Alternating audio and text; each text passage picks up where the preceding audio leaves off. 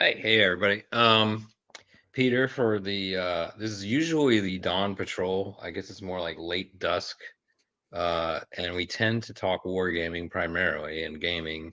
Um, and tangentially, Bill, you are related to gaming. You are well known. I will use that term in the RPG community as a wonderful writer. No, thank you. Um, so just wanted to give you I just wanted to catch up with you, really, honestly. It's been a Yeah. while. Um, I I think we interacted just a little bit around the impending release of Septimus and so forth, which was great. It was a great concept. I will get into that topic Sure. because I want to convince you to write a short story at least in that. But we'll talk about that in a minute. Um, so just tell the audience just a little bit, just how did you get into writing? How did you get involved in RPG writing, especially the timing of it? Yeah. Because you were like in I'd say the second heyday of RPG. You know what I'm saying? Yeah, Like I think that's fair. Yeah, yeah, second, definitely like the days leading up to the big D20 kind of paradigm shift. For sure. right, Yeah, exactly. yeah, no. So, well, hi everybody. I'm Bill Coffin. I'm a writer. I'm an RPG game author and designer. And yeah, so my writing journey has been um, kind of an odd road. I first started taking writing seriously when I was in college, and I wrote a science fiction novel called Overmind, which I managed to get published. I sold it my senior year of college, so before I graduated, I had that contract in hand, and I went out into the world was doing business writing and business reporting. Right. Which I still continue to do. I kind of had this Bruce Wayne Batman sort of like dual life of like there's Bill Coffin, the business editor, Bill Coffin, like the guy who writes cool stuff, and they kind of go Right, hand in but the hand. But disguise, the disguise is just like a coffee cup or something, right? yeah, exactly. It's a fake mustache. Yeah. Um, yeah, so I did Overmind, and then I did Prime Mover, and they're both kind of like Tom Clancy in space sort of novels, and those are both published Okay. through a very small indie press called Royal Fireworks. Those books are out of print now. Um, I don't think you can even buy electronic copies of them, honestly. So they're I, deeply out of print. But it was fun. Like I've always been a writer, and I've always wanted to do novels, and I did that, and I was really quite enjoying it. And I was kind of stuck on my third novel, trying to figure out what to do with it. And just to do a break, I was like, at that point, I had always been playing role playing games. I've been playing RPG since I was, gosh, like 8 or 9 years old, right back like when AD&D was really getting going. And I played a bunch of games during that time. But right around the time when like AD&D started shifting over to AD&D second edition, right, I never really got on board with 2E.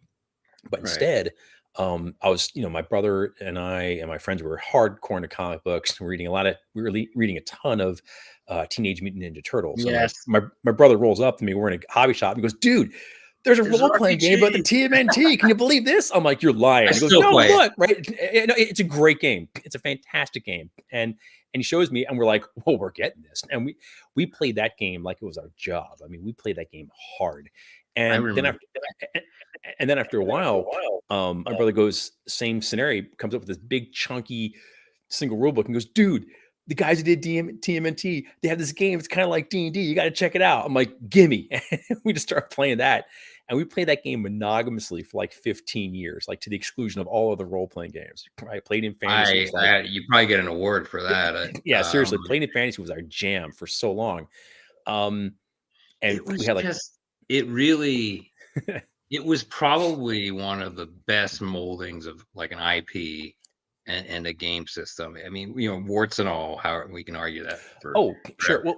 Well, what TMNT was, as a game designer, and Eric Wujik, by the way, let every knee bend, let every tongue confess. That guy was just a master, right? And Yeah, absolutely. rest in peace, Eric. He was just one of the best, and his stuff was deeply, deeply inspirational and super cool. And he managed to make this system that, this game had all of the canon IP attached to it, but it was presented in such a way that you could interface with it at your leisure. You didn't have to play the comic books. You can create your own Right. world.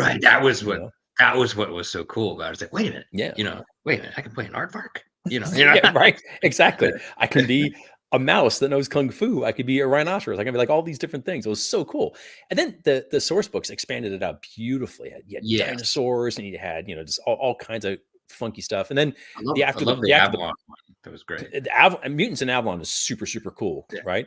Um, and but then they did After the Bomb, and like I've been like a long time Gamma World freak, and so Mm. I was all about After the Bomb. We played that like Mhm. crazy, and so we Mhm. just had this deep, deep, deep love for Palladium, and and we were like in our own little bubble and sort of dug it, and um, in the early, well, I guess I had gone to school, I graduated, I was trying to figure out my third novel, and I was like, you know what? I was just like, I don't know how, but I came across the fact that Palladium had like an open call for submissions. I'm like, you know what? Mhm. I'm gonna give it a try and see Give 'em some. how that turns out. And I sent one in. Actually, I sent one in for the Yin Sloth Jungles, not realizing Mhm. that book was already in production. So that never went anywhere. So I put that on hold, and couple, like 2 or 3 years pass. I'm on Usenet a lot, and on like the various Palladium groups, and really got heavily involved there. And that's when I was like, you know what, I'm going to submit again. And that's when I submitted my manuscript for the Western Empire, which is the Palladium Yeah. fantasy book. And what I didn't realize at the time was that Rifts had been published and was taking off. I mean, Rifts was just Right. huge, and what Palladium was really looking for was something that wasn't riffs. They were getting a million riff submissions, and I'm just like this goofy guy coming along, going, "Hey, you want to play a fantasy book?" And they're actually like, "Yeah, we really, really do." So I kind of was lucky enough to carve out this little niche for myself, where I was the Palladium fantasy guy for a little while, just sort of doing a bunch of stuff, and then other people got involved doing it too, which was really, really neat. And that gave me the opportunity to do Just some lose each some other. really cool Heroes Unlimited books Hello. and some other stuff. Hello. Hi there. You still there? Yeah, I'm there. We had like a glitch there for a minute. Yeah, it staggered Um, a little bit. oh yeah. So what I was gonna say is I steered away from riffs for no other reason but because of Torg. You know what? You're There's not the no. only one. You're not the only one. Okay, No, I'll just. no, I digress. it's fair though. It's fair. No, I just couldn't wrap my head around riffs. Honestly, like there's so many people loved riffs, and I can understand what they loved about it. It just never, to borrow Robert Heinlein's phrase, I just never grokked it. I just couldn't quite get on its wavelength, and so I wasn't really that big of a fan of it, to be honest. I didn't hate it. I thought it was a bad game. I just wasn't really hitting me where I lived. But that's Yeah. fine. I mean, a gazillion source books later can't be wrong, right? I mean, the game's got a Right. legion So of ardent fans, and they're all earned. obviously So you had tiptoed into the Palladium Fantasy, which I think is a great system, by the way. It's really unique. Yeah. yeah, Like if anybody ever wants to do D&D but not D&D, that's a good one. It's a good way to go. No, yeah, like yeah. there's some unique. I like the Druid class one. Sorry, off topic. Um, so I had a similar background. I was definitely first edition D&D, like the neighborhood kids, these slightly older neighbor. You can tell how old a person is based on which D&D version they like the most, because it's usually Yeah. the one they did when they were like 9, 10, 11. And then so all the older kids in the neighborhood did first edition, Yep. right? They're the cool older kids, like they're the ones from the Geeks and Freaks, of course. Yeah. And but yeah, so everybody else came in usually on the box sets from like Toys Mhm. R Us, right? If you were like Yeah. the magenta and all that. I started on the magenta, but then I went to Star Frontiers like pretty quick. Oh, Star I love Frontiers. like the Star Assyrians, Frontiers. needler rifles. Needler rifles, absolutely. Durala sights with like 4 guns. Oh yeah, they were super much fun. That was great. I don't know why it wasn't bigger than it. I mean, it was. I loved that. I don't know what it was. Yeah, I, yeah. I It's a think good I almost. question. I never. Because well, like at the time it came out, there weren't that many space games really. There was Traveler, right? But Right. Traveler, and I Which. played a lot. I played a lot of Yeah. Traveler, and I loved it. But it was a totally different kind of feel, right? It was Right. like It was Alien and science fiction. Outland, and it was Yeah. like much harder science fiction, and Yes. frankly, a much less forgiving system. I mean, it required a Yes. lot of you. Um, Star Frontiers was much more aimed at the casual gamer, Yeah. and it was. And You're right. It was a heck of a lot of fun, and especially if you were a reader of Dragon magazine, they had that Ares section in the backs of Mhm. issues where there would just Mhm. be like science fiction or The like Marvel artwork, superheroes, just great art. But there are the some like art. really good rules expansions for Star Frontiers. It made that game a really Yeah, like Night awesome, Dawn. complete game. Yeah, Night Dawn, and I think that was probably one of literally the first war games I bought. Either Mhm. that or like Battle System for second edition. We don't say second edition, right?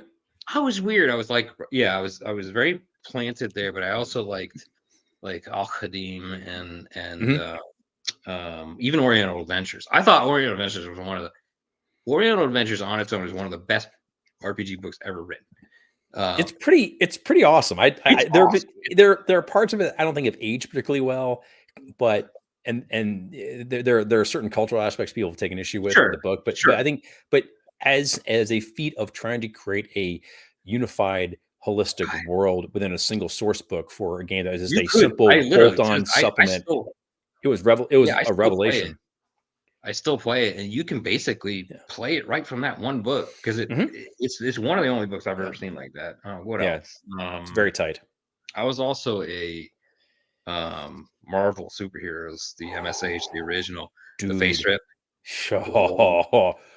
One of the best ever of That anything. is one of the best, and Easily in my that top was designed 5. by Grubb. Was it Y designed by Grubb? yeah, it was. And then No, Grubb got into Al Qadim.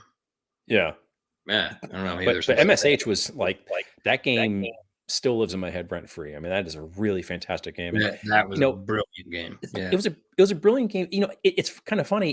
It in a way, it's a bit like Eric Wujic and TMNT for Palladium in the Yep. sense that it was a game that masterfully captured what was great about the source material that inspired it, and you Yeah, could play in it canonically, or you could play outside of it in your own world. But you know, at the same time, you know, people who are younger than you and I had to be reminded that like at that time when that game came out, we're talking the height of Jim Shooter era yeah, Marvel, right? Of like the unified universe, right. Secret Wars, Secret peak Wars, yeah, X-Men. I'm like all this stuff going on. So it was a great time to be a Marvel fan. And that game system gave you this remarkably faithful and balanced and workable system that emulated all of your characters. And even if you weren't interested in playing a straight up RPG, if you just wanted to settle, all right, who would win in a fist fight, Daredevil or Doctor Doom? yes, exact You had the yes, stats, and you it could was work it out, and it was like pretty plausible. Like it was almost like professional wargaming model and simulation. It's like it literally it's like kind of somebody right. it's like, I've always wanted to interview him on that system, and at one point I actually did, right around the time that, I liked the newer one. I liked that newer one, Oh, it's good. by Yeah. the Weissman one. Mhm. Not I don't know if there's a new one since then, but Not sure. Cortex Plus version Mhm. from Weissman Groups, which was also, um, Smallville RPG. God, what else? Oh, there was several. There was one other one. What's the TV show with all the people? It's not Alias. Okay, there. I'll figure it out. I know what you're talking about. Oh, I'm the never gonna name get is it. Sorry. escaping me. Yeah. Something with a C. Hold on. Yeah, a bunch of crooks get together and they solve people's problems. It's kind of like okay. Yeah. No, I know what you're talking about though. Yeah. Oh Yeah. man, it's gonna. That's. It'll I'll get it'll that by the end it'll of the pop in your head the video. moment the stream ends. Oh god, that's horrible. Yeah. Yeah, I'll look at No. my No. Yeah. drive through RPG. I think I have it on there. I love that. I liked that system. Actually, yeah, one of my sons is on the spectrum, autism spectrum, and I always found I never would have thought that I would have liked a kind of for role playing framework, Mhm. if you will, right? Like an Yeah. economy of like the story games that have Yeah. come Yeah. across. I never necessarily I wasn't against it at all, but it was very much more of a game.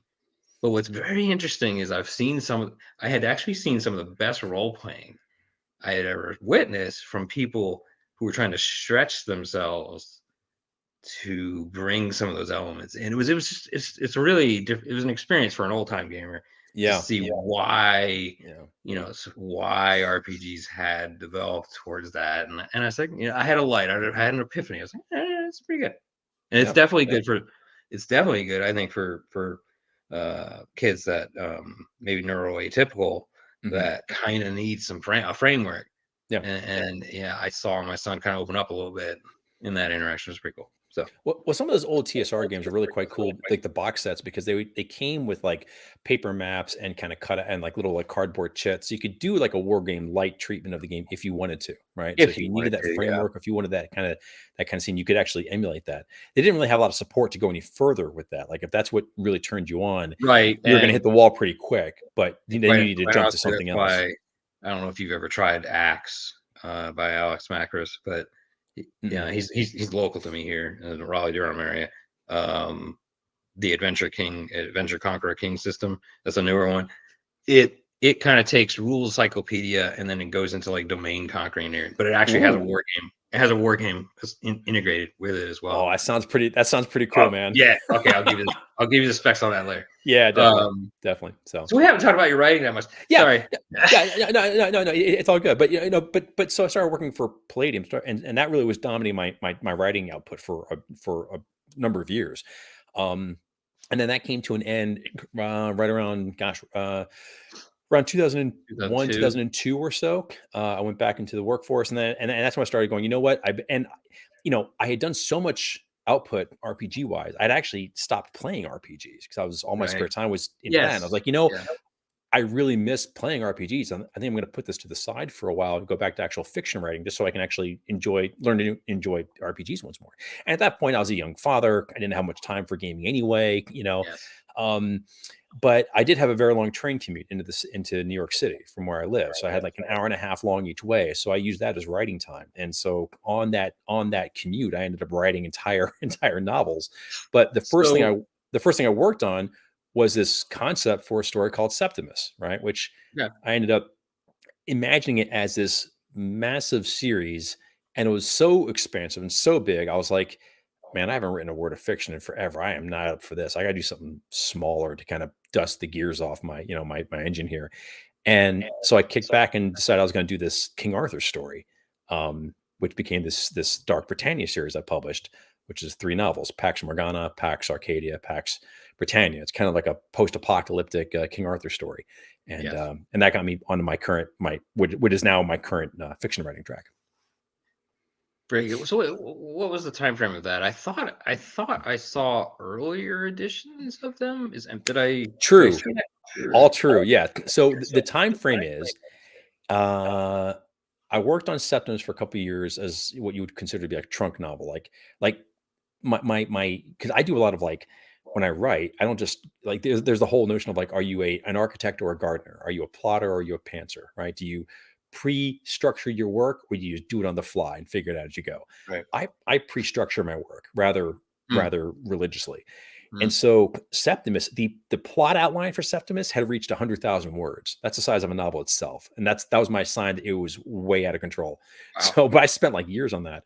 Um, when Pax Morgana first published, that published in 2009 through an independent publishing house called Reliquary Press. Hmm. Right around the exact same time is when um, a guy named Eric Gibson had reached out to me. He had bought West End Games, Hmm. which had the D6 system, and said, "Hey." Out of the blue, he goes, "I'd love to work with you. You've still got some clout in the RPG world. Do you have anything you'd like to develop?" And I was like, "Turns out, I've got this Oh yeah. science fiction Bonk. yeah, thud, right? I know the D6 system intimately because I played D6 Star Wars very very Oh much yes. and absolutely loved First or that. second edition. Yes, Okay, that's the right answer. yeah, I know. I played first until the second edition came out, and then played the second. We never stopped. We just kept rolling. Um, but yeah, and so I produced a Septimus RPG, and that dropped right around the same time that Pax Morgana dropped. And then Pax Arcadia, the second novel, published in 2010. Pax Britannia published in 2013. 2013. Yeah. And the thing is with Reliquary, I had a really great contract with them that the terms of the contract were for 5 years, right? After which I could simply reclaim the properties. And Okay. so and then as many small and publishing houses do, Reliquary had its lifespan, and then once Right. it kind of wound down, I reclaimed the rights to it. And I figured, you know what? At that point, trying to resell these books like on the traditional market because they'd already been published is Right. kind of a really rolling a rock uphill. I'm like, I'm just going to self-publish them just so I can, All frankly, right. have copies that on my shelves. I can get them out easily and just have it out in circulation. So I republished them like a year or two ago, Right. and so they're all out. But in the meantime, I've been doing. I wrote another series called Omega Rain, which is a superhero novel series, Okay. and that's I published Omega Rain back in 2015 through Reliquary. Okay. But that was like a novella, and I was never really happy with it. And I ended up Okay. writing two sequels to it, and was never happy with the very first book. So I wrote the second and third novels, which kind of bring the series to sort of a nice stopping point. And then I went back, and 2 years ago, I rewrote the whole first novel again, and I shopped that around. And last year, I sold it. I sold the series to a publishing house called Raid Press, Okay. and Raid Press brings me back to the whole Palladium world, because that is run by Ramon Perez, who did so Oh, much. Yes, and yeah. so I'm working with Ramon again, which Wow, is that's cool. delightful, because I'm a huge fan of Ramon on any number of fronts. I'm a huge fan of what Raid does. Raid is a really cool press up in Toronto. They Okay. do just a bunch of really cool things through Kickstarter, very successful Kickstarters. Right. And they just publish a bunch of really beautiful books, whether it's graphic Awesome. novels, whether it's fiction novels. I just loved, like, I was a customer there. So I loved what they did. Right. And I was trying to figure out what to do to sell Omega Rain, because superhero novels are kind of a hard sell. Believe it or not, they're kind of a hard sell.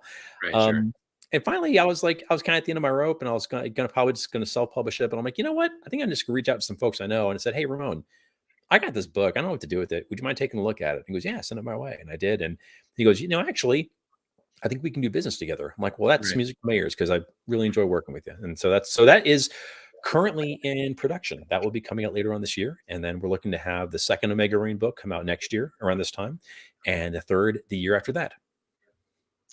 Very interesting. Back to Septimus just a tiny bit. Yeah. It's a huge concept, just expansive, I guess is the way to put it. Yeah. It's very much world buildish. Is that Mhm. an adjective? Meaning, I mean, is that how you generally approach your novels or worlds, in kind of more of an RPG world building approach? How do you just generally? Yeah. Yeah. Well, that's a really great question, because yes, I definitely approached Septimus from a world building approach, and I have to believe that was a holdover from all the RPG work that I had been doing up to that point, which is very much world building. Right. Those of you out there who haven't read my work, if you were to check it out, you'll know it's mainly world book and source book type stuff. Right. I didn't do a ton of like rules development. All right, it was much more like setting and character and kind of Right. meta plot sort of stuff. I went back and read some of it, of course, and yeah, I like you paint settings well, right? You paint Thank you. you paint it without you have definition, right? But you leave a little bit of space, right? Yeah. And that's Yeah. rare, and I think that's what people kind of connected with at the time. I think Mhm. Yeah, a yeah, good amount, like a lot of nice nuggets, I guess is the way to put it. So yeah. continue. Well, at the time, a lot of role playing houses were really big into producing books that had a big meta narrative that you were supposed to follow along as a player, and I Right, really rejected that personally. I right. was like, no, you're the players are the heroes. The people who buy the books are the heroes. So make it so that they can write their own story. Yeah, That's kind of how I approached area it. of interest. Here's an area of interest, Yeah, here's a potential and conflict, and it's up you to you fill to it. Yeah, exactly. yeah, Um, but yeah, but I approached Septimus from this idea of having this concept, which is really it started with, this notion of a Dyson sphere, which is just a mhm, concept I've always loved. And Dyson sphere, of course, is a theoretical thing in science fiction that's it's an enclosed habitat that is a sphere, the diameter of or the radius, I should say, of a single astronomical unit around like a yellow star, right? So basically imagine a sphere that's completely surrounding a star. So the internal surface of the sphere is like many million times the total surface area of a single planet, right? So you basically have like a whole galaxy worth of planets in this one single, kind of right, solar system sized massive sphere. And because it's a star, it's capturing all the energy the star puts off, so it's kind of energy sufficient. And I've always thought that was kind of a cool concept. The other thing I was really kind of thinking about was like at that time there was a lot of talk about peak oil, and just about fossil fuels kind of running out. eh, And eh, I was like, what if hyperspace was a finite resource, right? Like, what if like you can only jump through hyperspace so many times before hyperspace starts to run out? And mhm, so that was kind of the idea, is that in this Septimus, universe, it's in this thing called the Seventh Empire, just this massive galaxy spanning space opera, kind of setting. But the days of easy and cheap interstellar travel are rapidly coming to an end because hyperspace is becoming threadbare. So when you jump through space, you may just fall through hyperspace and end up like just never come back out again. And so the empire is crumbling, interstellar travel is crumbling, and this massive artifact, Septimus, kind of emerges on the outer edges of the galaxy. And so people are like, you know what? If we go there, we can kind of preserve our life as we know it. So there's this massive gold rush for everybody to get into Septimus and to kind of claim their little piece of it before they can't get there anymore. And There was one line in the book I liked in the setting book.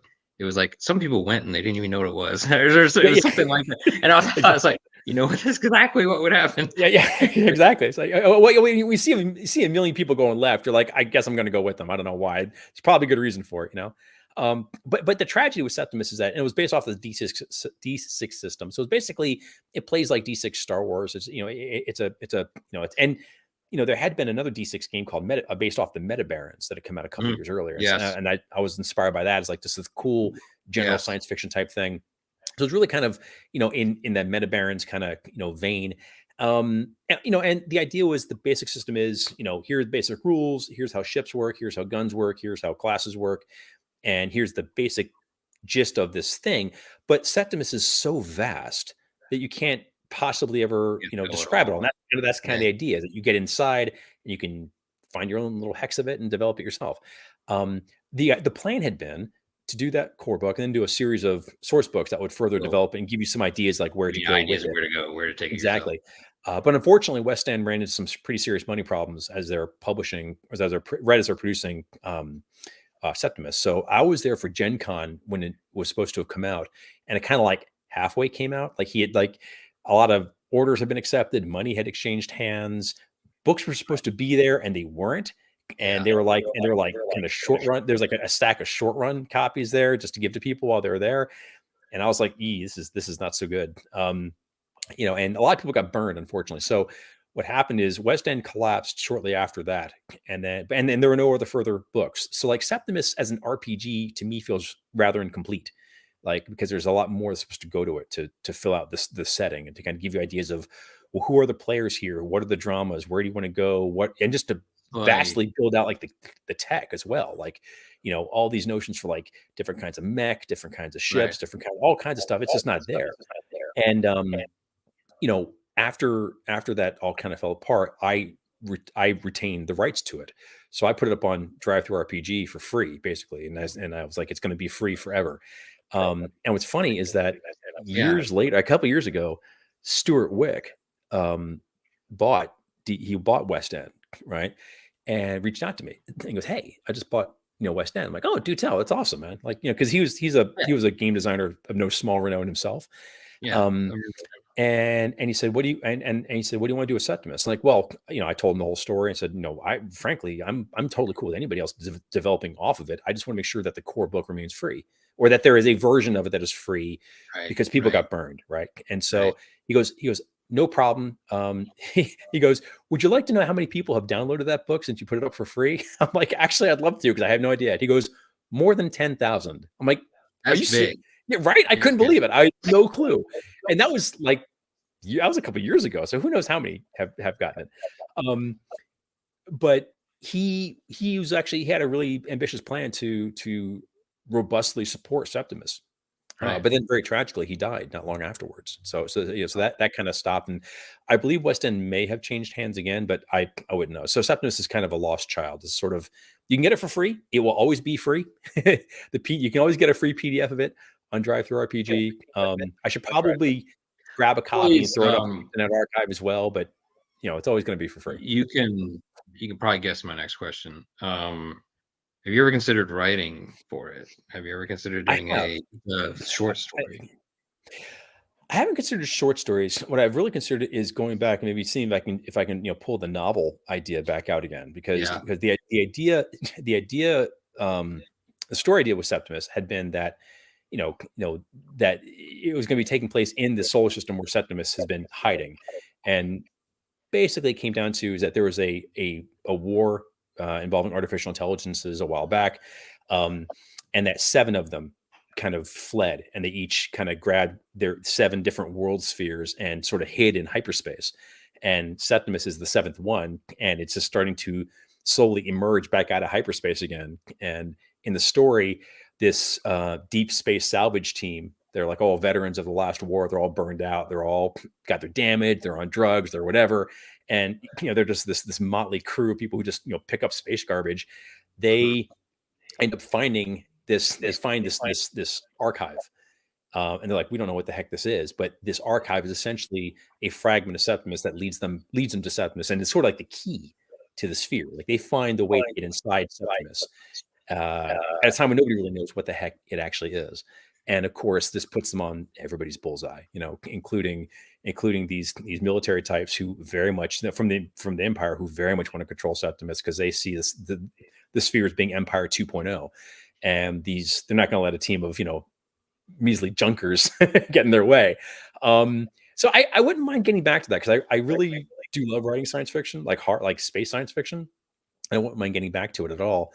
And I think what I would probably do is probably just start. I would probably write short stories based in the system where Septimus is located, where Septimus has not yet emerged, but it's just sort of more like a local ghost story. And Right. and like, because the idea of it is that like the idea of Septimus is like, it's at like, if you imagine our solar system, it would occupy like the Earth orbit, right? So in this solar system, that Earth orbit is like a Bermuda Triangle. Like every time ships pass there, weird stuff happens, right? And nobody can quite understand why. It's because there's like a massive distortion in space time. That's where the sphere is hiding. So I think I might do some stories just about these space junkers who are hanging out in the dangerous spots of space. They live rough. They live kind of under the table lives.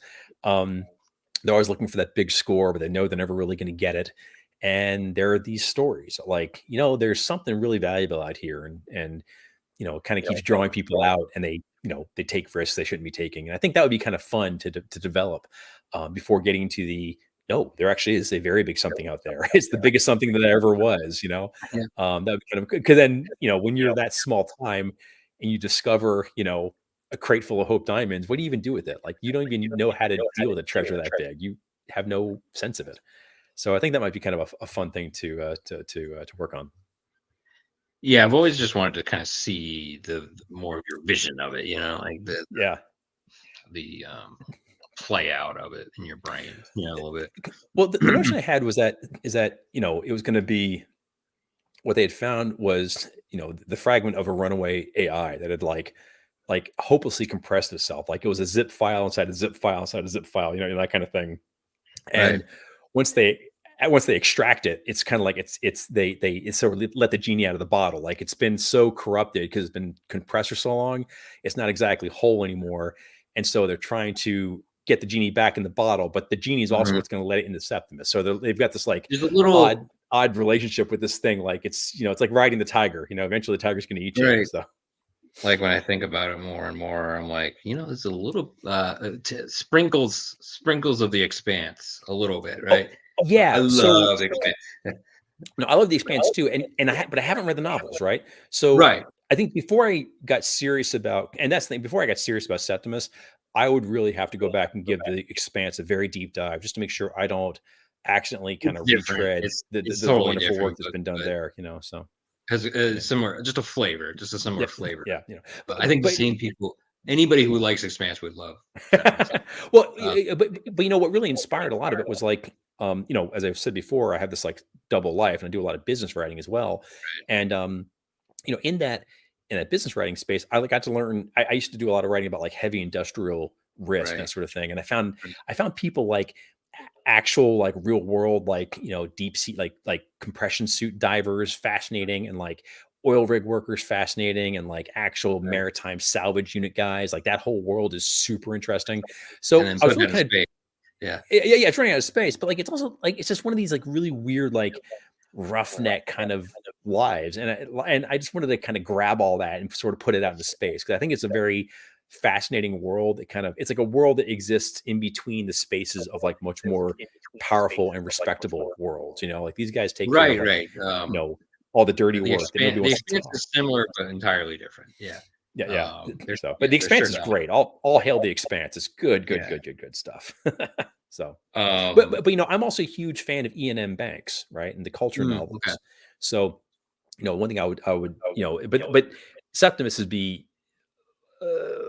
like the thing about the culture novels that is so sublime about them, no pun intended, is that you know the culture is this post scarcity like Federation of Planets type setting where they don't have material wealth because they don't have the scarcity of anything. They can make anything they need, right? So there's no money anymore. Um, and that's like a whole really kind of cool paradigm of science fiction.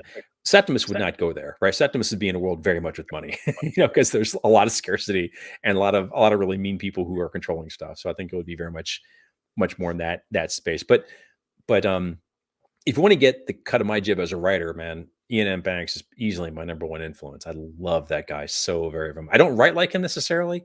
Um, and I certainly don't write as well as he does, or did, I should say. Rest in peace, Ian. But Mhm. just a fabulous writer. Absolutely adore his work.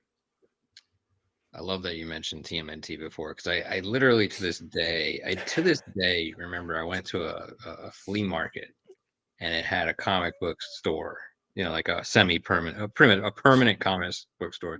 Yeah, And the first time I saw these, they had the first, I think it was maybe the second issue. It might have been the first issue, or it might have been like the Raphael special issue. I don't know if you remember the 4 special issues of the I first. do. Yeah, the Oh, Raphael was a good one too.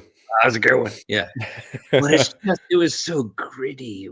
Yeah. It Right. was it was sublime. And then Yeah. soon after, I started reading Stan Sakai's Usagi Yojimbo. I don't know if you got it. Oh, Dude, well, I went through. Stan's a great guy, by the way. If you Yeah, ever I've get a heard nothing chance, but good things about him. totally different. Mhm. That was the cool thing. I was like, wait a minute, this is cool too. You know what I mean? Yeah. It's like, Yeah. and it was just a complete. That's I got a little bit into art at the time just from both. I mean, comics are so cool. Yeah. It's just fiction and art Mhm. and myth. And it's just like one of my favorite movies, of course, is Unbreakable. I don't know if you. Love Unbreakable. Unbreakable's Yes, the whole fantastic, man. trilogy is actually pretty good. I'm probably the only It person is. who like. Yeah, yeah, yeah. No, no, no, Yeah. no. I'm with you. I Oh my like I god. like that entire trilogy. I how did you react when you saw Split in the movie theater? Like, you Oh, didn't know the whole time, right? I'm I did assuming. not. I no, I did And not. I And so began at I the was end, you like one of see, the only you you're should like, see go. one. Oh, yeah. That is one of the only times. It's up there with damn, Luke and, Yeah, Luke and his yeah, father. I yeah, put it for right up real. there. I was like I literally get up out of my seat. I was like, Yeah. "No, no." It was one of the only times. Well, what Uh, happened is people kind of forgot that M. Night Shyamalan had this really great gift for like surprise endings, oh, and yeah, that's great. he became so known for he had to get away from it, but like, he never lost that ability, so he snuck that in there on Split, and you're like, oh, you crafty devil, man, you got Yes, us. exactly right. Yes, that was It was so that good. was It was one of so the good. most brilliant movie moments of my life. Yeah, Yeah, yeah. yeah. Um, No, it's but, fantastic stuff. again, of course, that movie concentrates on the mythic aspects, the Mhm. archetype aspects, and Yeah. the formation and existence of character and the juxtaposition and God, the cinematography from the first one, The Unbreakable, Yeah. Unbreakable brill- is brilliant. It's a it's a really masterpiece. solid movie. It's a really It's solid movie. I think people were just starting. It was becoming fashionable to hate on the guy for a while. eh, So people yeah, love to whatever. jump on it. But it's like I it's put it, at the it's time one of at the yeah. time with Sixth Sense, with Sixth Sense, Mhm. and with Unbreakable, I would have put him up there with Kubrick. I know that's a strong statement, but it was similar. It's similar, like, the impactfulness of it. Oh, by the way, Yeah. Do you like Kubrick? Like, do you like Oh, Barry sure I Lyndon? do. Do you like Barry Lyndon by any chance? You know what? I haven't actually seen Barry Lyndon, and it's been on my queue since forever because I Yeah, know, yeah, you like, have. I really should. Like, there's no excuse to not see it. It's available now. But no, no, I'm a big Kubrick fan. I just wish he had done more movies, Right. I but, kind of wish. but no, but he's pretty I, awesome. And yeah, no disrespect for Ridley Scott, but he should have knocked the director's hat off of him for Napoleon and taken that over, right? Oh my Originally, gosh, Napoleon kind of hurt actually. I was yeah, it is. I don't know it, what happened there. a Whatever. lot It of was wasted like potential there, it but was. anyway, yeah. Well, they're supposed to do like a 4-hour version of it on Apple Plus, by the way. I'd be keen to see it because it's like it wasn't. It's It almost was just like, it just felt compressed, and I yeah, and it felt yeah, like a vignette of a little like bit, yeah, it felt like literally a trailer for the battles. yeah, yeah, Right, yeah, yeah. right. So but yeah, But it wasn't. I mean, I actually the too long part at the beginning wasn't too bad, but then it just. I think they yeah, realized, oh my god, this is going to be too long, and they just kept. yeah, yeah, yeah, right, yeah. All right. That's okay. Um. That's okay. So where to next? Well, Where are you headed with so so your literary path? so Omega Rain is coming out shortly, and I'm really looking forward to promoting that because I'm very proud of that book. That's so Omega Rain, it that is in part inspired by Kurt Busiek's Astro City, which is a series I dearly dearly love, mainly because that series is all about the world of superheroes seen by people who are not themselves superheroes. And it was a really cool deconstruction of the superhero concept without being cynical about it, without like going without doing like I don't particularly enjoy The Boys, and I don't particularly enjoy things that like really like sort of treat the whole superhero concept like it's something stupid and worthy of mockery. I find like I'm a bit You're more of naive, and I wear my heart on my sleeve. But like when I read with great power comes great responsibility, I take that to heart. And that actually moves me, and that really does a lot for you me. And I weren't see, you weren't a I- Watchmen fan then? no, I was a Watchmen fan, and I loved it. But like more has a certain cynicism towards superheroes, most definitely. But but frankly, it's so well executed. I was just so gobsmacked by it, and I still am. It's just a Yeah. perfectly rendered story. But things like All Star Superman, right? And Claremont's run on the X-Men, and just like more straight up, there are superhero stories that can really speak to the things that we aspire to in our own lives. And that's why I love about superheroes is not so much the fights and tights, but how they speak to us aspirationally. So Omega Reign's about that, but about what happens when that aspiration is unrealized and when it's failed, and when superheroes fail, and when they fail big, and when they fall apart. And that story was very much inspired by the death of my brother in 2009, who died very tragically. And as I was grieving for him, I had various ideas in my head, and basically it came down to the idea of just like, well, what is it like for a superhero to grieve? I was feeling such pain in my heart. I was like, anybody would feel this pain. It doesn't matter who you are. If you're the president, you can lift a battleship, fly into space. Everybody hurts when they lose somebody they love, and that hurts everybody equally. And so that really captured my attention. So Omega Rain is really about a hero named Simon Rand, who is the Praetorian. He is the most powerful hero of his world, and he has a whole lot of baggage. He's been around for a long period of time. He's the first superhero. He's the strongest superhero. He has lost more than anybody. He had a kind of a friend and a partner who committed suicide that he did not stop, and he's got that trauma in his head. And then something really, really, really bad happens in the world that he fails to stop. And it's all about the aftermath of that. Like how do you come back after something that you can't take back, that you can't fix, when all you can do is live with the damage that's been done? What do you do then? That's something where your superpowers are not going to help you. Just your qualities as a human are going to be what gets you there. And so that's what Omega Range is really about. It's about all these superheroes and supervillains who are in a world that no longer where they can't really define themselves as heroes and villains anymore. They're stuck in this place where they have to redefine themselves amidst their grief and amidst their shock and their trauma. And so that's what that whole story is about. And I'm really happy with it. I'm really proud of it. And it does some interesting things. Um, but as that's working, and as that's being published, I just finished a new novel called Thune. And Thune is a epic dystopian kaiju novel with cosmic horror overtones. And so that's something I'm working on right now. Actually, I've got my beta readers who are very graciously looking at it for me, and we'll see what becomes of that. But that was a really fun book to write as well. That was Interesting. basically that was basically like, what if Cormac McCarthy wrote Godzilla? It's that kind of, a Interesting. very, I've very just finished. bleak take on a Godzilla type story. I hope you've seen the Monarch series on Apple. I Right? have. It's quite good. It's quite It's good. And good. I've also seen Godzilla -1, which is just Oh yeah. oh, Where can you even see that at? I Where? I caught it in the theater. I suspected it was only going to be out for a very short period of time, and it was only in the theater for like 2 weeks. And the 1 week it was around in my local theater, the rest of my family was out of town. Actually, I had nothing else to do, and So I'm like, this is like bachelors. my mission is clear. You So get like the extra large popcorn. I did, Peter. I totally did. I camped out there and I watched it, and it was Yes, so. I And want butter. yes, exactly. It was so good. I walked out. My mind was blown. It was so fantastic. It's as close to an art house Godzilla movie as you're ever going to find. It was just so well done.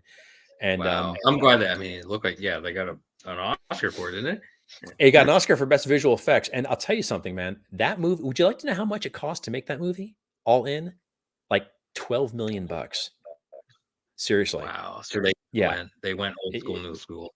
yeah, Interesting. and they got the Best Visual Effects Oscar for it as well. And the movie looks fantastic. It looks so good. That's cool. But it's a really cool story. But yeah, but the thing with Thune, what really kind of got me going on that was in every kaiju story, or in a lot of kaiju stories, when there's kind of teasing out the big monster, there's usually the scene early on where there's like some farmer or some fisherman and they're out there doing their thing. And then this like big shadow looms over them and like, what's that? And they turn around, they look up and they scream and like, ah, and then something kind of, swipes across the screen and you realize they've been crushed, right? They're gone, right? And I was like, what if you have that moment and somebody looks up and they're screaming not in horror, but in like religious ecstasy. Like they're so happy the monster's here. They're so happy they're going to be stomped. Like what would it take for a world where people are happy to be stomped on by giant monsters? That came out of the notion of like if you deconstruct a kaiju world, what would a world be like where every few years some giant monster came and annihilated the biggest city, around there? Like humanity is not meant to sustain devastation on that kind of ongoing recurring basis. Our social fabric isn't meant for it. So I was like, well, what if you have a world where that's happening all the time? We actually kind of like kaiju franchises work on, for the most part, like the Monarch series actually addresses this, but they otherwise tend to work on this notion of like somehow the world resets in between monster movies, right? And so like Mhm. Tokyo got annihilated last movie, it's all better again this time, and nobody's walking around with trauma for it, and that way Godzilla can knock it down again. So in a world where the damage is persistent and where people have to live and like they remember the last time a monster came through, their parents remember it, their grandparents remember it, what kind of society could possibly sustain that level of stress? And my answer is not a good one. So I built this rather dystopian tyrannical theocracy that worships these monsters. And so they create this whole faith around it's our holy duty to be stepped on. It's our holy duty to be eaten. God, It's what is this is that? our method of deliverance is to be here for these monsters to kill us. We will build buildings even taller so that Trying they can to. knock them down even more dramatically. It's like this I don't weird, know why that you gave know. me the picture of the '70s animated film where the people are watching the people in the fishbowl. God, what is that darn thing called? Oh man, it's not a Jodorowsky film. It's right around that same time period. Sorry, it'll come to me later. Yeah, We'll no, put no, footnotes. but Thune's basically about that world. And there's somebody in this world. Her name is Zoa, and her parents die during one of the attacks, and she is miraculously spared. She's supposed to die, but she kind of survives. And she's like, you know what? I don't know how I'm going to do it. I don't know when I'm going to do it, but I'm going to kill these monsters for getting my parents. And she's 9 years Interesting. old, and she's like, Oh, and she, oh, cool. Oh, and that's off she cool. goes. And so and we follow her story and what becomes of her and what becomes of her Huh. journey. Okay. All right. Yeah. All right. That's good. You've teed me up to read that. That's good. That's a good that story. won't be that Yeah. won't be visible for quite some time because I finished the draft. Like You're still shopping. gosh, I finished the draft in like January. I finished editing it like Okay. about a week ago. I got to my beta readers, and I'm kind of curious as to what to do with it because it's 175,000 words long, so it's long. Like Okay. it's about It's 10,000 real. words shorter than Dune, right? So the traditional market doesn't really want books that big. Um, I'm not about to and I just don't know what to do with it yet. So, but Hmm. first I have to wait for people to get back to me. It may be terrible. Who knows? So I need to make sure first it's not a great big pile of plot holes and cliches before I try to send it along to somebody. But I do like it though. I'm rather proud of it. So that screams screenplay too. I think there's something about that might work. I had a friend, I have a very good friend of mine named Joe Pace, who's a award-winning novelist. He wrote this marvelous, marvelous novel called Moss, which had won like all the awards over the last year or so. And Joe and I are like writing partners. We often keep each other accountable on our projects, And I'm always joking around. I'm like, you're writing stuff that's going to be in museums one day. I'm writing stories about mopey superheroes and gruesome kaiju, And but he actually paid me an interesting compliment. He goes, "I've always felt that you are a screenwriter trapped in novels." And I tend to write my stories with a cinematic Well, that's sense. because I mean you're You know? you're a director from being a GM, really, Yeah, ultimately, I right? I think you're right. I think it's where it comes from. It's that kind of thing. Because Um, as a game master, you had to frame the material in a way that was receptive, yeah. right? You have to frame it so that people have just enough Mhm. to push the red button or you know what I mean, to open the Yeah, yeah, jar, you yeah, know? Yeah. absolutely, absolutely. Well, because for almost all of my entire, I'm one of those forever GMs, right? So I've been GMing since about 1980, right, which I know very much dates me, but here we go. Um, but during all that time, I almost never actually ran modules. I'd always write my own adventures, and what I learned very early on is that like railroading is really the kiss of death. Like if you have a Yeah. story and you're going to punish your players until they figure out what your story is supposed to be, that's fun for nobody. So I always treated GMing as sort of like a form of improv theater. Like I'm like, okay, I'm going to Yeah. come up with a basic idea, give the players something to do, and whatever they react to, I'm not going to say no. I'm just going to have to come up with something that's a proper reaction to the response that also gives them a sense of payoff, but then creates a further conflict for them to keep going. And they think Mhm. that they're in the driver's seat the entire time. And actually they are in the driver's seat, but it made GMing a lot more fun for me. It made it more like Yeah. play because now instead of trying to be their opponent, I'm sort of like, it's like call and repeat sort of stuff. They do this thing. I'm Yeah. like, all right, well, then how about this? Then how about this? And how Yeah. about this? Yeah. And that's actually Um, helped me as a writer as well. I think of there was narrative a lot stories. of that. There was some growth in that maybe around 2014, 2015 with the emergence of OSR, right? Hmm. Old school Renaissance, and or call it whatever you would call it. And I loved I don't know if you ever got a chance to play Beyond the Wall by any chance. No. But I the haven't. I've premise, seen it though. it's a wonderful system, by the way, and the magic system is awesome. It's just very Yeah. simple. It's just a slight twist on regular on standard D&D. But the beauty of it is that you just start with a village, and each person adds to the village, and they add characters, or they see this, or you've either heard something or seen something, or you've found a piece of lore about something, right? And it's literally crowdsourcing. It's just very simple. And then they added a second book, further afield, which is cool because they have like threat packages. They have like threats and levels.